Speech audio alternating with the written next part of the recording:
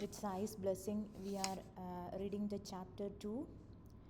Object of writing the work: incapacity and boldness in the undertaking. Hot discussion conferring significant and prophetic title of Hemant Pant. Necessity of a Guru. In the last chapter, the author mentioned in the original Marathi book that he would state the reason that led him to undertake the work and the persons qualified to read the same and such other points. Now, in this chapter, he starts to tell the same.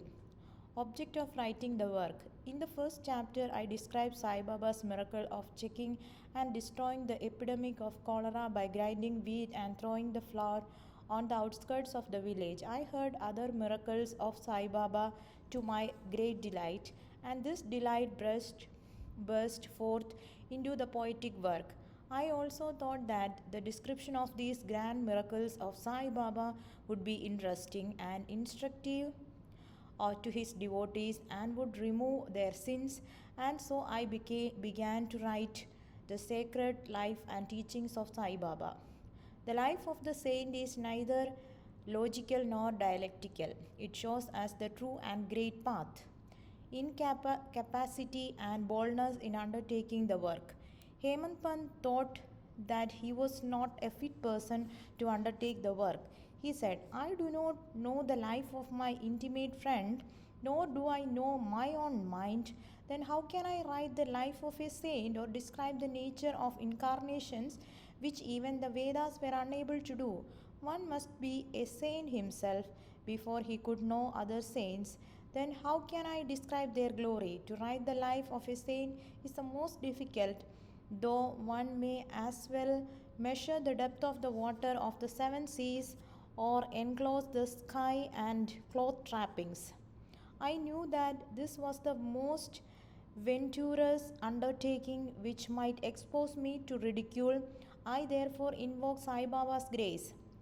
The premier poet saint of Maharashtra, Sri Jnaneshwar Maharaj, has stated that the Lord loves those who write the lives of saints, and the saints also have a peculiar method of their own of getting the service which the devotees long for successfully accomplished. The saints inspire the work, the devotees become only an indirect cause or instrument to achieve the end. For instance, in 1700 Saka year, the poet Mahipadi aspired to write the lives of saints. Saints inspired him and got the work done. So also in 1800 Saka year, Das Gunu's service was accepted. The former wrote 4 works: Bhakta Vijaya, Shanda Vijaya, Bhakta Leelamrit, and Shanda Kadamrit, while the later wrote 2 Bhakta Leelamrit and Shanda Kadamrit, in which the lives of modern saints were described. In chapters 31, 32, 33 of Bhakta Leelamrit and in the chapter 57 of Shanda Kalamrit, the sweet life and teachings of Sai Baba are very well depicted.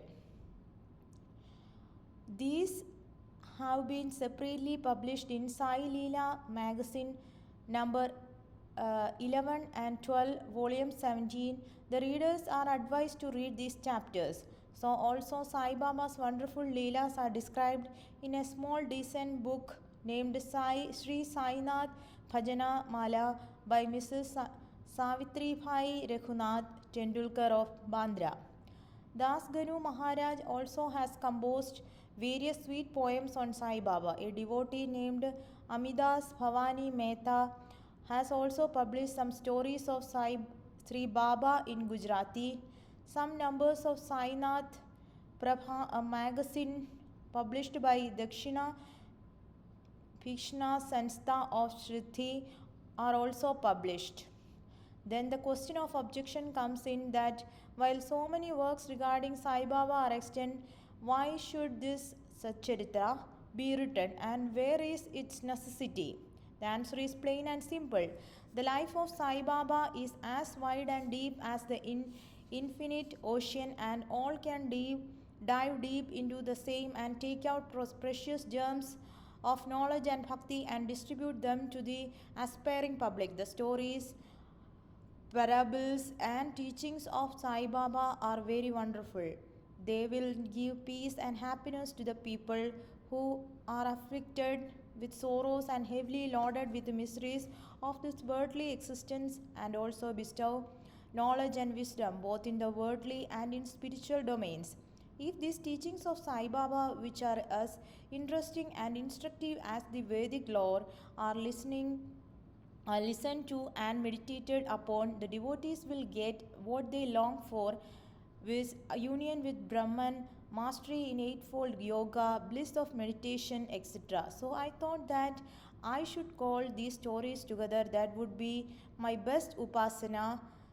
This collection would be most delightful to those simple souls whose eyes were not blessed with Sai Baba's darshana. So I set about collecting Sai Baba's teachings and expressions, the outcome of his boundless and natural self realization. It was Sai Baba who inspired me in this matter. In fact, I surrendered my ego at his feet and thought that my path was clear and that he would make me quite happy here and in the next world. I could not myself ask Sai Baba to give me permission for this work, so I requested Mr. Madhavrao Deshpande alias Shama, Baba's most intimate devotee, to speak to him for me. He pleaded for my cause and said to Sai Baba, "This Anna Sahib wishes to write your biography. Don't say that you are a poor begging fakir and there is no necessity to write it. But if you agree and help him, he will write, or rather, your feet grace will accomplish the work. Without your consent and blessing, nothing can be done successfully." When Sai Baba heard this request, he was moved and blessed me by giving me his Udi, and places his boon bestowing hand on my head, said, "Let him make a collection of stories and experiences. Keep notes and memos. I will help him. He is only an outward instrument. I should write myself my autobiography and satisfy the wishes of my devotees. He should get rid of his ego, place it place it at my feet. He who acts like this in life, him I help the most. What of my life stories? I serve him in his house in all possible ways. When his ego is completely annihilated and there is no trace of it, I myself shall enter into him and shall myself write my own life. Hearing my stories and teachings will create faith in devotees' hearts, and they will easily get self realization and bliss. Let there be no insistence on establishing one's own view, no attempt to refute others' opinions, no discussions of pros and cons of any subject. The word discussion put me in mind of my promise to explain the story of my getting the title of Hemant Pant, and now I begin to relate the same. I was on close friendly terms with Kaka Sahib Dikshit and Nana Sahib Chandorkar. They pressed me to go to Shruti and have Baba's darshana, and I promised them to do so. But something in the interval turned up which prevented me from going to Shruti. The son of my friend of mine at Lonavala fell ill. My friend tried all possible means, physical and spiritual, but the fever would not abate. At length he got his guru to sit by the beside of his son, but this too was not of not avail. Hearing this, I thought, what was the utility of the guru if he could not save my friend's son? If the guru can't do anything for us, why should I go to Shruti at all? Thinking in this way, I postponed my Shruti trip, but the inevitable must happen, and it happened in my case as follows. Mr. Nana Sahib Chandorkar, who was a Pran officer, was going on a tour to Bassein. From Thana, he came to Dadar and was waiting for a train bound to Bassein. In the meanwhile, a Bandra local turned up. He sat in it and came to Bandra and sent for me and took me to the task of for putting off my Shruti trip. Nana's argument for my Shruti trip was convincing and delightful, so I decided to start for Shruti the same night. I packed up my luggage and started for Shruti. I planned to go to Dadar and there to catch the train for Manmad, and so I booked myself for Dadar and sat in the train. While the train was to start, a Manomedan came hastily to my compartment and seeing all my paraphernalia asked me where I was bound. I told him my plan. Then suggested that I should go straight to Boribandar and not get down at Dadar, for the Manmad mail did not get down at the Dadar at all. If this little miracle or Leela had not happened, I would not have reached Riddhi next day as settled, and many doubts would have assailed me, but that was not to be. As fortune favored me, I reached Riddhi the next day before 9 or 10 a.m. Mr. Banu Sahib Kaka Dikshit was waiting for me there. This was in 1910 AD, when there was only one place, Satewada, for lodging pilgrim devotees. After alighting from the Tonga, I was anxious to have darshana when the great devotee Tatya Sahib Nulkar returned from the masjid and said that Sai Baba was at the corner of the Wada and that I should first get the preliminary darshana and then after bath see him at leisure. Hearing this, I ran and prostrated before Baba, and then my joy knew no bounds. I found more than what Nana Chandorkar had told me. All my senses were satisfied and I forget thirst and hunger. The moment I touched Sai Baba's feet, I began a new lease of life. I felt myself much obliged to those who spurred and helped me to get the darshana, and I considered them as my real relatives, and I cannot repay their debt. I only remember them and prostrate mentally before them. The peculiarity of Sai Baba's darshana, as I found it, is that by his darshana our thoughts are changed. The force of previous actions is abated and not attachment non-attachment of dispassion toward worldly objects grow up.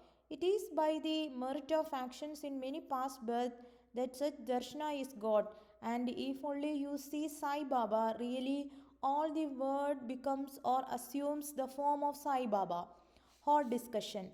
On the first day of my arrival in Shruti, there was a discussion between me and Bala Saheb Bate regarding the necessity of a guru.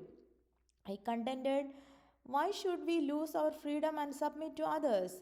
When we have to do our own duty, why a guru is necessary? One must try his best and save himself.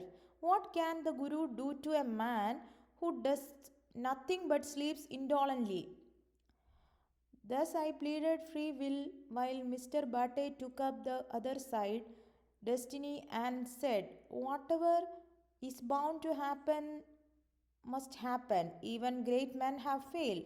Man proposes one way, but God disposes the other way. Brush aside your cleverness, pride, or egoism won't help you. This discussion, with all its pros and cons, went on for an hour or so, and as usual, no decision was arrived at. We had to stop the discussion ultimately as we were exhausted. The net result of this was that I lost my peace of mind and found that unless there is strong body consciousness and egoism, there would be no discussion. In other words, it is egoism which breeds discussion. Then, when we went to the masjid with others, Baba asked Kaka Sahib Dikshit the following: what was going on in the Vada? What was the discussion about? And staring at me, Baba further added, what did this Hemant Pant say? Hearing these words, I was much surprised. The masjid was at a considerable distance from Sate's Vada, where I was staying and where the discussion was going on. How could Baba know our discussion unless he be omniscient and inner ruler of us all? Significant and prophetic title. I began to think why Sai Baba should call me by the name Hemant Pant. This word is a corrupt form of Hemadri Pant. This Hemadri Pant was a well known minister of the kings Madhav Dev and Ramadev of Devgiri of the Yadav dynasty. He was very learned, good natured, and the author of good works such as Chadurvarga Chindamani, dealing with the spiritual subjects, and Raj Prashasti. He invented and started new methods of accounts and was the originator of the Modi script. But I was quite the opposite and ignoramus and have dull, mediocre intellect. So I could not understand why the name or title was conferred upon me. But thinking seriously upon it, I thought that the title was a dart to destroy my ego so that I should always remain meek and humble. It was also a compliment paid to me for the cleverness in the discussion. Looking to the future history, we think that Baba's words were significant and prophetic. As we find the looked as we find that he looked after the management of Sai Samsthan very intelligently, kept nicely all the account, and was also the author of such good works Sai Satcharita, which deals with such important and spiritual subjects as Janaka, Bhakti, and dispassion, self surrender, and self realization. About the necessity of a guru,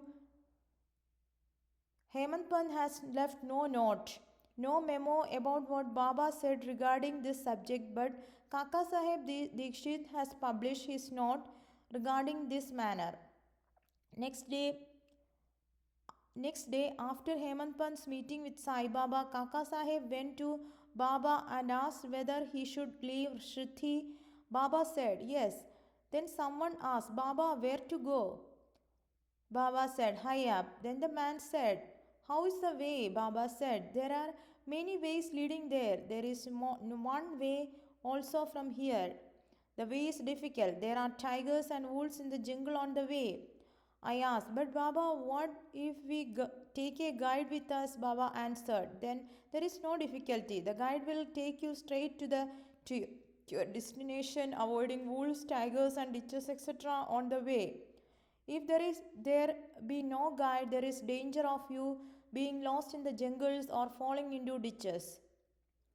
Mr. Dabolkar was present on this occasion and he thought that this was the answer Baba gave to the question whether Guru was necessity, and he thereupon took the hint that no discussion of the problem whether man is free or bound or is of any use in spiritual matters, but that on the contrary, real Paramatma is possible only as a result of teachings of the Guru, as is illustrated in this chapter of original work in the instances of great avatars like Rama and Krishna, who had to submit themselves to their gurus Vasishta and Sandipani respectively for getting self-realization, and that the only virtues necessary for such progress and faith are faith and patience. Both to Sri Sai, peace to be all.